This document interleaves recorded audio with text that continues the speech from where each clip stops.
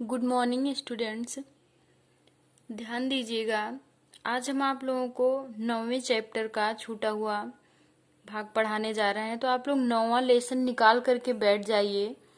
Tit for tat हमारा जो title है, और इसमें हम लोग पहले पढ़ चुके हैं कि वही अबाउट टू 5 AM की बात है, जब आशुतोष उठते हैं और फ्रेश होके आते हैं, देखते हैं कि उनका स्लीपर उनके पास था ही नहीं। अब क्या करते हैं, वो सारी कहानी तो समझ जाते हैं कि कैसे उनका स्लीपर गायब हुआ होगा। यानी वो ये समझ जाते हैं कि इसमें इस ब्रिटिशर्स का ही हाथ है।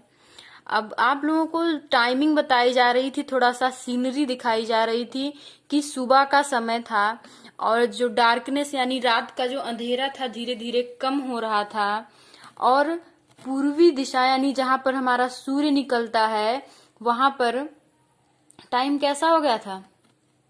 वहां पे हमारा आकाश थोड़ा सा पिंक कलर का दिखाई दे रहा था। नहीं, आप लोग देखते हैं कि लालिमा छा जाती है जब सूर्य निकलने वाला होता है, तो ऐसा ही कुछ हुआ था।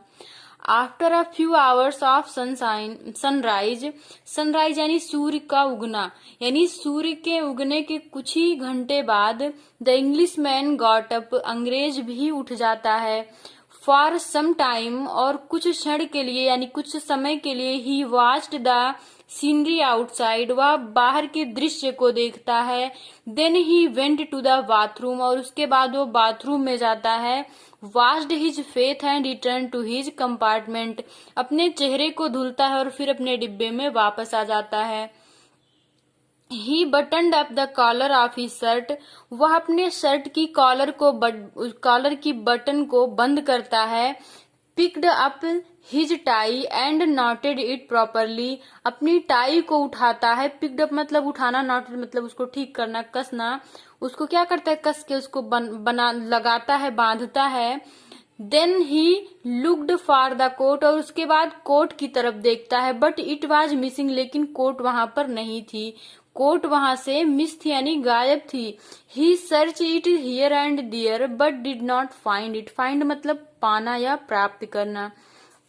सर्च मतलब खोजना, वह इधर उधर खोजता है अपनी शर्ट कोट को, लेकिन नहीं पाता उसे। Where had my coat gone, वह खुद से ही प्रश्न कर रहा है कि मेरा जैकेट कहाँ गया होगा। Has his so has his को ट्रेवलर स्टोलन इट, कह रहा क्या मेरे सहयात्री ने मेरे कोट को चुरा लिया है। स्टोल मतलब चुराना। That may be possibility, possibility मतलब होता है संभावना, यानी इसकी कुछ संभावना बनती है। यानी वो इंडियन से ऐसी चीप हरकतों की उम्मीद वो लोग करते हैं। वो क्या सोच रहा है कि ऐसी हरकत ये इंडियन कर सकता है, यानी उसकी जो मेंटेलिटी है वो इंडियन को लेकर के बहुत ही करप्ट है। These natives can do anything even stealing, यानी कह रहा है कि ये जो ग्रामीण लोग हैं ये कुछ भी कर सकते हैं, और ये चुराना क्या, ये तो बहुत छोटी सी बात है। They are up to dirty tricks all the time, ये हमेशा हर समय गंदे गंदे अपने नुस्खे खोजा करते हैं कि ये कुछ ऐसी हरकतें करें। थॉट ही, वो ऐसा विचार कर रहा है, यानी जो इंग्लिश मैन है वो बहुत ही घटिया विचार रखता है भारतीयों के बारे में, और जो उसने इन दोनों लाइनों में एक्सपोज किया। He asked sir Ashutosh screaming where is my coat, screaming मतलब चिल्लाना या चीखना, यानी चीख करके आशुतोष से पूछता है कि मेरी कोट कहाँ पे है। Sir Ashutosh said in a cool voice, what your coat. Sir Ashutosh ने एकदम ठंडी, एकदम नरम आवाज में उन्होंने जवाब दिया। क्या कहा, क्या तुम्हारी jacket. Yes my coat. English man ने क्या कहा, हाँ मेरी jacket. I had hung it on the hook before I retired for the night. Retired मतलब सोने के लिए जाना, हुक मतलब खूंटी, और हंग मतलब टांगना, यानी जब मैं सोने के लिए रात में जा रहा था तो मैंने अपनी जैकेट यही निकाल करके हुक में टांग दी थी। No it is no there, now it is not there, और अभी ये यहाँ पर मेरी कोट नहीं है। Said the English man and peered at Sir Ashutosh briefcase. ऐसा कह करके इंग्लिशमैन पीरियड मतलब देखना सरास्तोस के उस छोटे से बक्से को देखने लगता है, शोइंग दैट द कोट में बी देयर, और दिखाता है कि मेरी जैकेट इसी में होगी। सरास्तोस replied with a straight face, I know where it is.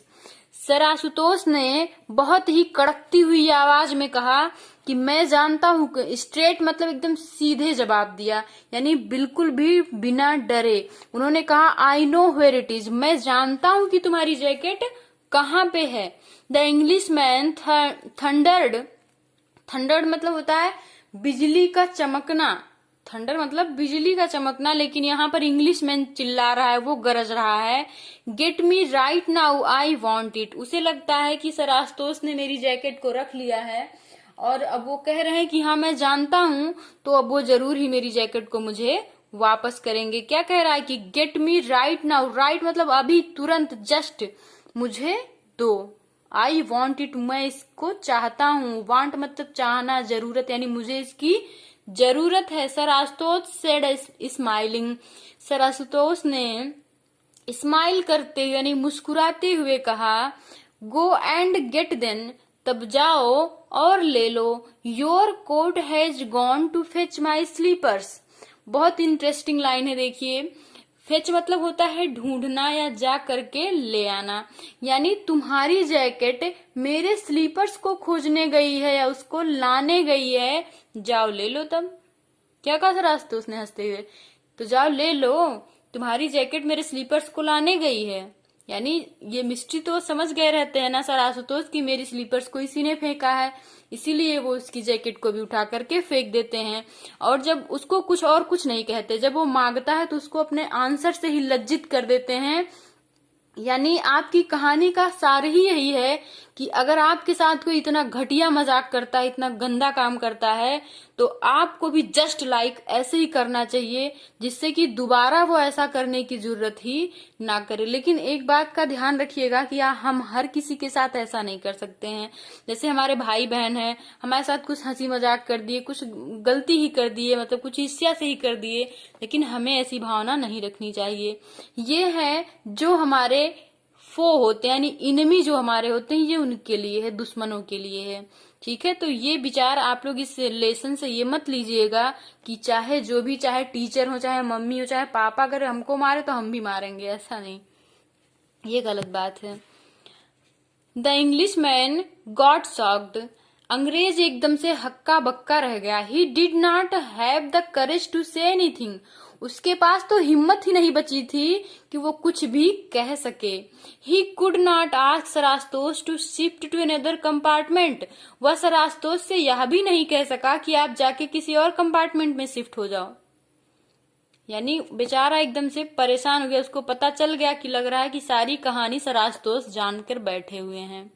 Rather when, तब the train stopped at the next station, और जैसे ही ट्रेन दूसरे स्टेशन पर यानी दूसरे प्लेटफॉर्म पर स्टॉप होती है यानी रुकती है, he called the coolie to pick up his luggage, luggage मतलब होता है सामान, अपने सामान को, एक कुली को बुलाता है और अपने सामान को दूसरे कंपार्टमेंट में शिफ्ट करने के लिए कहता है। And shift it to another compartment, यानी उसको बुला के कहता है कि मेरे लगेज को उठाओ, मेरे सामान को उठाओ और ले चल के मुझे किसी दूसरे डिब्बे में शिफ्ट कर दो।